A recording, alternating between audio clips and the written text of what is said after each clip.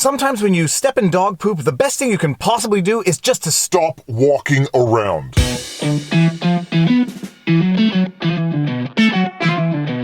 Viva Frei, Montreal litigator turned YouTuber. It's a Sunday, which means it's another car vlog, and I actually can't steal that expression. It's something my brother told to me as a child. Sometimes when you step in dog poop, the best thing you can possibly do is just stop walking around and stop tracking the dog poop that is on your shoe all over the place. Now, where am I going with this analogy? Because it is obviously an analogy. This vlog is not about dog poop.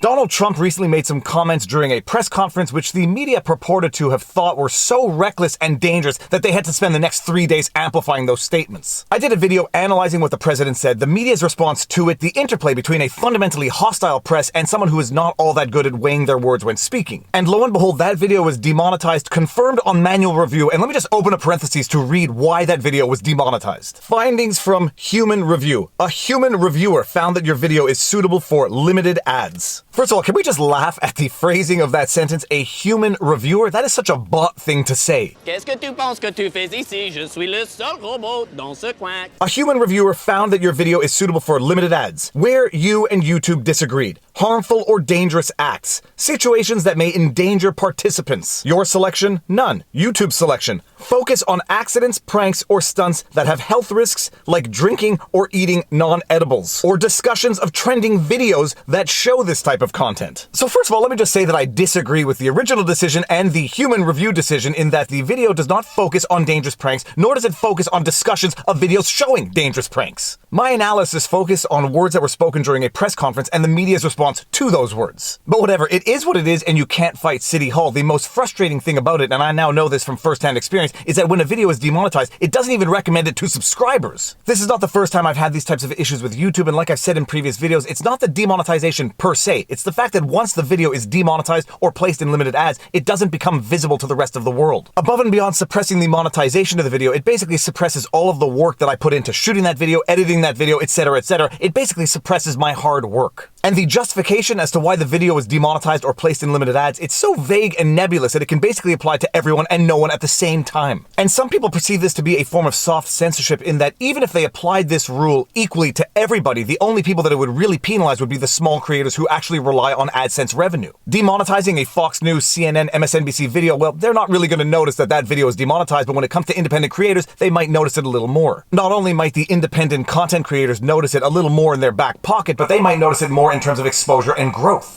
Alright, and because I have a very short attention span, I actually forgot the most important aspect of the soft censorship dynamic with independent content creators. As an independent content creator, if your videos are being systematically demonetized, it creates something of a financial disincentive to create content on that subject. Time is money, and unfortunately we all need money to live, and if your videos are getting demonetized, well, the incentive is to go create videos that will not get demonetized. And so the soft censorship idea is that YouTube, by systematically demonetizing certain videos on certain subjects, they can sort of deter public conversation on those subjects. Okay, back to the video.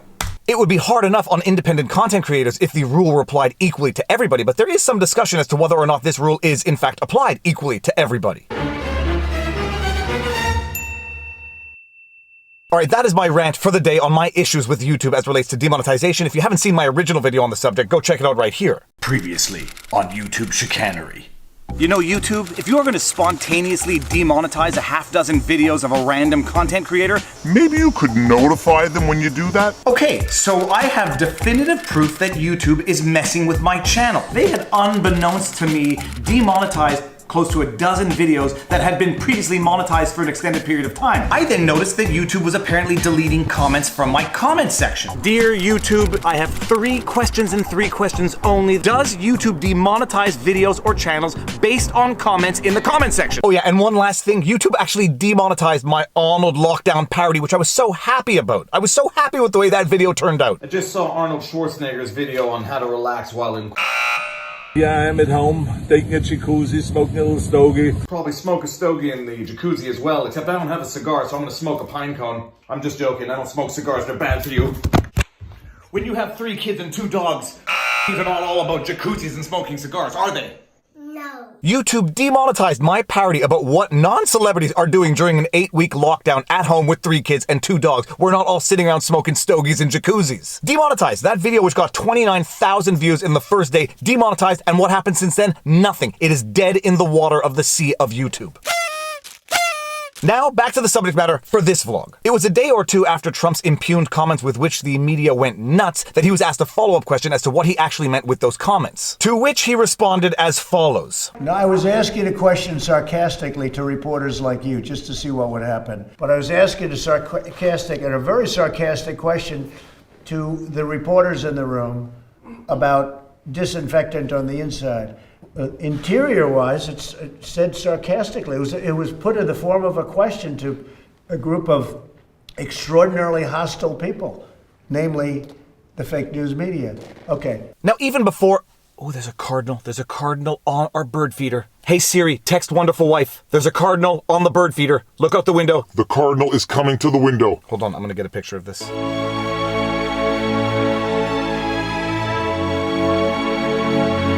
Sorry, where was I? Talking about the advice my father gave me as a child. Even before 4 of the 5 kids became attorneys, as children, my father always used to tell us that as lawyers, words are your tools. Words have meaning, they have power, they have consequences, and what often separates a good lawyer from a bad lawyer is their ability to use language effectively. Donald Trump is not a lawyer. He does not use words judiciously. I think we can all agree on this. For some, it might be a bug, for others, it might be a feature. But he does not use words judiciously. Now, this goes back to something I said in my previous vlog, but when you know that you are dealing with a disingenuous media that is out to get you at all times, at all costs, you have to use words not just judiciously, but ultra super uber duper judiciously. Then as of this moment, they're on double secret probation. Double secret probation, sir? Unless, as some believe, that it's all part of some bigger master plan. I happen to not share that belief in general because if you are going to make a mistake on purpose, there has to be at the very least some prospective benefit from that mistake. Making the best of a mistake is a good attribute, but making mistakes just for the sake of making them is not. And this goes full circle back to my opening comment. When you step in poop, sometimes the best thing to do is just stop walking. I know what I think of the original comments. I know what I think of the media's response to it. I know some people are going to disagree with me, and I can respect the fact that they disagree with me. I think we can all agree that Trump stepped in it to some extent with the original comments because even if they weren't as dangerous as the media portrayed them to be, he certainly gave fodder for that fire. Is that the expression? He certainly gave ammunition to a fundamentally hostile and arguably disingenuous media to twist the words around in a way that won't make him look good. And that is always the risk of using words non-judiciously in highly adversarial circumstances. And incidentally, just a thought experiment. Can you imagine what the world would look like if Trump had a remotely friendly press? If Trump had a remotely friendly press, or even as some might say, a remotely genuine press, the world probably wouldn't even know about that statement that made the news for 3 days. We live in a world now where people are conditioned to think that a free and responsible press has to be the most fundamentally hostile and disingenuous press. A genuine and responsible press is not about giving people in positions of power a pass on genuine issues. It is about not fabricating controversy over non-issues. And if you compare the press in the United States to the press in Canada as to how they treat their national leaders, you will see the exact diametrical opposite as to what the press is doing. And I would argue that under both circumstances, it is wrong and does a disservice to the people. On the one hand, in the States, creating controversy where there is none, and on the other hand, in Canada, ignoring controversy where there is. That being said, Trump's response to that reporter's question is not a matter of stopping once you stepped in poop. That is running around the house with your poopy shoes getting poop everywhere. He asked the question sarcastically. Words are tools and have to be used as such, and something tells me that Trump either used the wrong word or doesn't fully appreciate what sarcastically means. It said sarcastically. It was put in the form of a question to